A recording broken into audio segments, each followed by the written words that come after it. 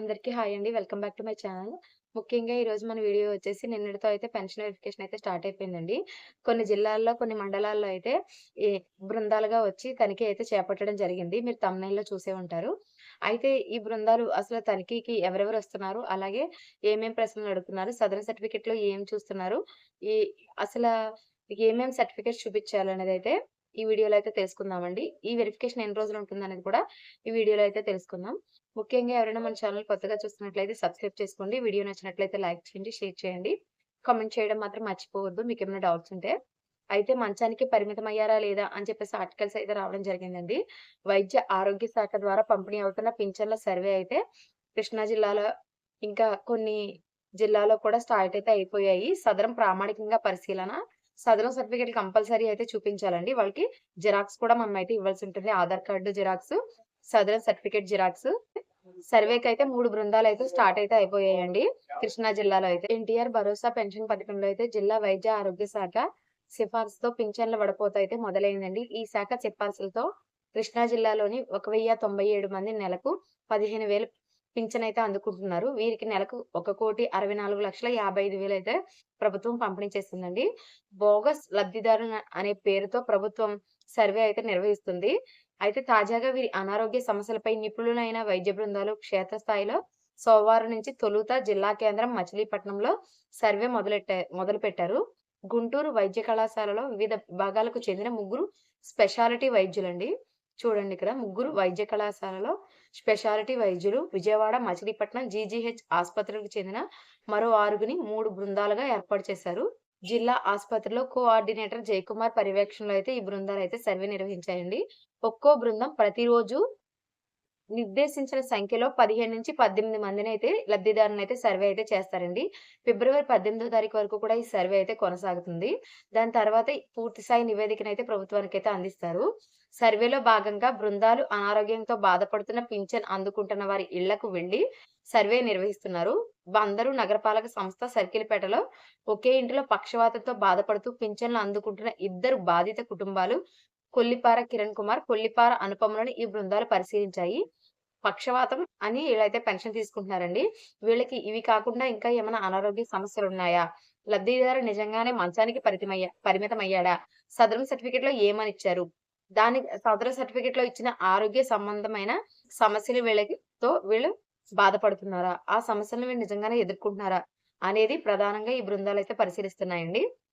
ఈ క్రమంలో వాళ్ళకి అనుమానం వస్తే వెంటనే ఆరోగ్య పరీక్షలు కూడా నిర్వహిస్తున్నారు. నిజంగా మంచానికి పరిమితం అవ్వలేదు అనిపించినా, లేదా ఆరోగ్య సమస్యలను ఎదుర్కొంటలేదు అనిపించినా, నిజంగా అది ఫేక్ అని అనిపించినా వెంటనే అయితే తనిఖీ అయితే చేస్తున్నారు. ఆరోగ్య సంబంధమైన పరీక్షలను కూడా నిర్వహిస్తున్నారు.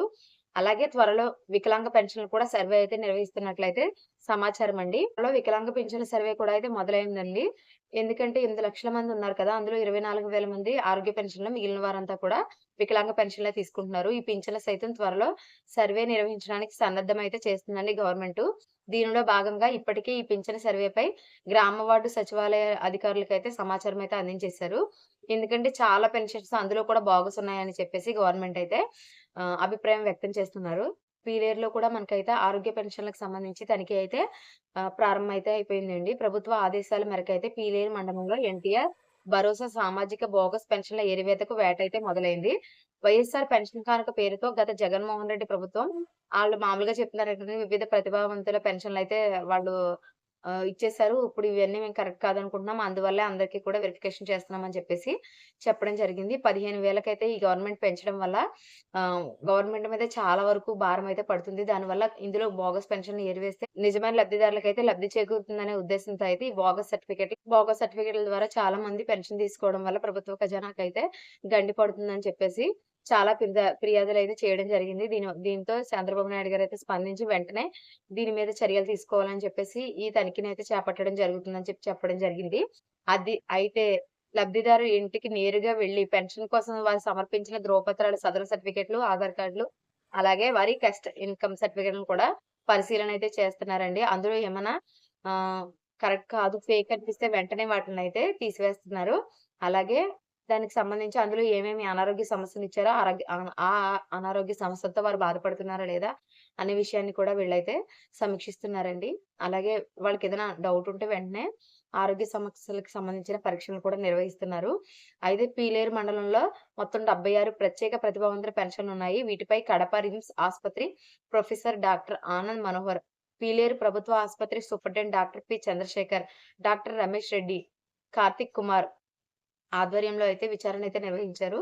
ప్రభుత్వం నుంచి సామాజిక పెన్షన్లు అందుకుంటున్న బోగస్ లబ్ధిదారుల ఏరివేతకైతే సోమవారం నుంచి 3 రోజుల పాటైతే పీలేరులో అయితే ఈ తనిఖీ అయితే జరుగుతుందని చెప్పేసి ఇన్ఛార్జ్ ఎంపీడీఓ లతీన్ ఖాన్ గారైతే తెలిపారండి. ఈ సందర్భంగా ఆయన మాట్లాడుతూ మండల పరిధిలో 7న రాగళ్ల, బాలంవారిపల్లి, దొడ్డిపల్లి, అగ్రహారం సచివాలయాల్లోని 8న వేపుల బయలు, ముడుపుల వేముల, బుడుములవారిపల్లి, గూడరేవుపల్లి, తలుపుల, మేళ్ల చెరువు సచివాలయాల్లోని సదరు సర్టిఫికేట్‌ల పరిశీలన అయితే ఉంటుందండి. 6, 7, 8 తారీఖుల్లో అయితే పీలేరులో జరుగుతుందని చెప్పేసి చెప్పడం జరిగింది. అలాగే మనకి దెందులూరు వెస్ట్ గోదావరి దగ్గర దెందులూరులో కూడా మనకైతే పెన్షన్ వెరిఫికేషన్ అనేది జరుగుతుందండి. చాలా మట్టుకు అన్ని జిల్లాల్లో అయితే స్టార్ట్ అయితే అయిపోయినియి. ముఖ్యంగా వచ్చేసి దెందులూరు మండలంలో 60 పెన్షన్‌దారుల ఇళ్లకు వెళ్లి వారి అర్హతనైతే పరిశీలించారు. నిన్న ఒక్కరోజే 60 ఇళ్లయితే బోగస్ పెన్షన్‌లు ఉన్నాయా లేదా అని గుర్తించడానికైతే నిన్న ఒక్కరోజే 60 ఇళ్లకైతే వెరిఫికేషన్ అయితే జరిగింది. మనకి దెందులూరులో. అలాగే వైద్యుల బృందాలుగా ఒక బృందం కొవ్వలి నుండి, రెండో బృందం సోమవరపాడు నుండి, మూడో బృందం దెందులూరు నుండి పరిశీలన అయితే ప్రారంభించారు. రోజువారీ పరిశీలన నివేదికను ప్రభుత్వానికి సమర్పించినట్లు బృందం సభ్యులు తెలిపారు. ఏ రోజుది ఆ రోజు యాప్‌లోనే అప్‌డేట్ చేసి ఇచ్చేస్తారండి. ఈ కార్యక్రమంలో DRDA PD doctor R. Vijayaraju, DCHS Satish, MPDO Sridevi పాల్గొన్నారండి.